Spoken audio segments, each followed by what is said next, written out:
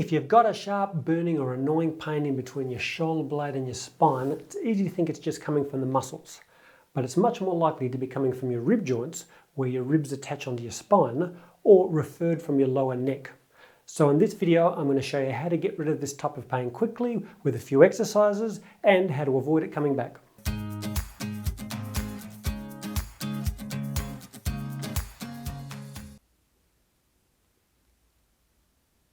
When we slouch with a rounded back or lay on one side with our shoulder pushed forward, it can jam the joints between our ribs and the spine, causing pain and muscle tightness over those rib joints.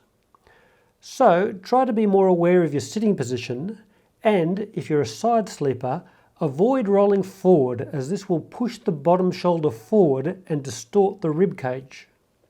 Keeping both legs bent evenly when lying on your side can help to avoid this position. The other cause of pain in this area is referred pain from the spinal joints at the base of the neck. The spinal joints get jammed and irritated from forward head posture or looking down at mobile phones and laptops.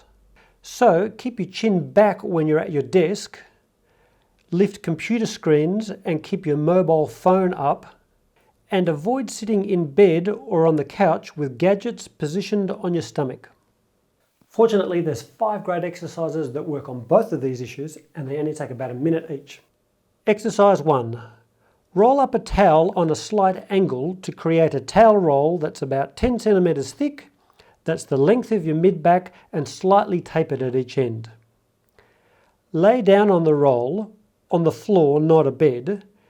Make sure you bend your legs and put your hands behind your head. Start off by gently lifting your elbows and head and then lowering them several times to mobilize the rib joints and the thoracic spine.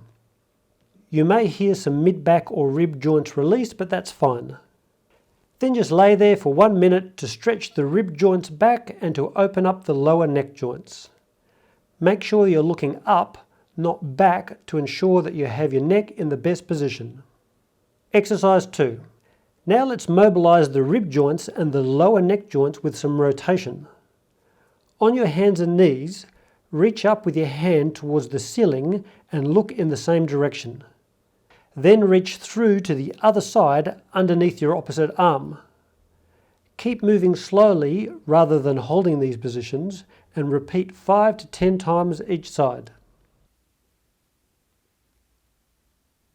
In exercise 3, we move the ribs and lower neck into the third plane of motion, side bending. Standing, bend your arms, head and torso from one side to the other slowly, keeping them all in a line. Again, you may hear some rib joints release as they start to move more again, but that's pretty normal. Repeat 10 times slowly. Exercise 4. Next is a thoracic cat-cow, but with a specific neck position. Begin on your knees and elbows with the pelvis slightly behind the knees, and then alternate between a protruded and an extended mid-back position. The neck goes in the opposite direction to the thoracic spine, but when you bring it back, keep the chin tucked in to open up the lower neck joints.